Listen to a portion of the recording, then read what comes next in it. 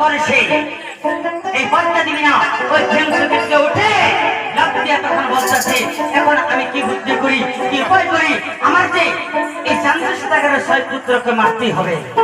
তখন ইনি তখন পবনকে ডাকা শুরু করে দিচ্ছে। পবন চেঞ্জ হলে বাতাস, ওই এমন দেবতা আমার দেবী, ওই 33 কোটি দেবতার মালিক, উনি যা তখন স্মরণ করে সঙ্গে সঙ্গে তার সঙ্গে এসে কথা বলে।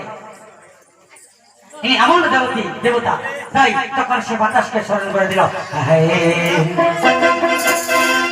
পবন পবন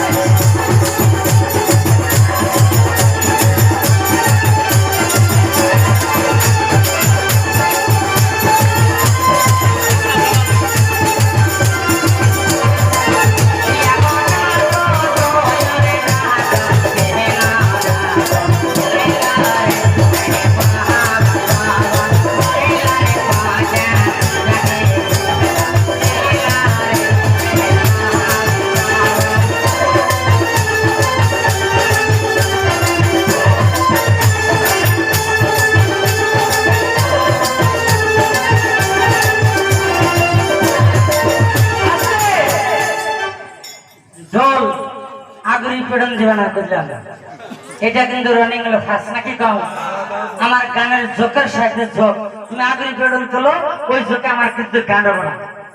তখন এই পদ্মা দেবীর সঙ্গে এসে বলতেছি, মা মা মা পদ্মা দেবী, বলো তোমাকে হাজার হাজার বার প্রণাম করি, তুমি আমাকে কিসের জন্য স্মরণ করে চাও তাও আমার কাছে তুমি বলে বলো মা।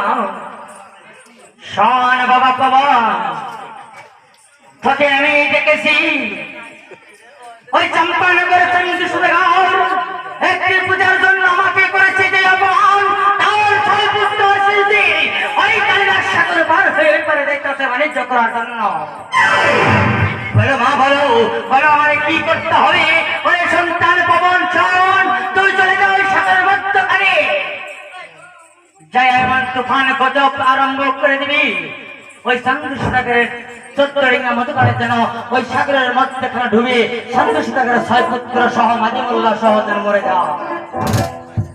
মা গো, তুমি আমাকে প্রাণ করে আশীর্বাদ করো, আমি যেন যেতে পারি ওই সাগরের মধ্যখানে চলে যাই, ওই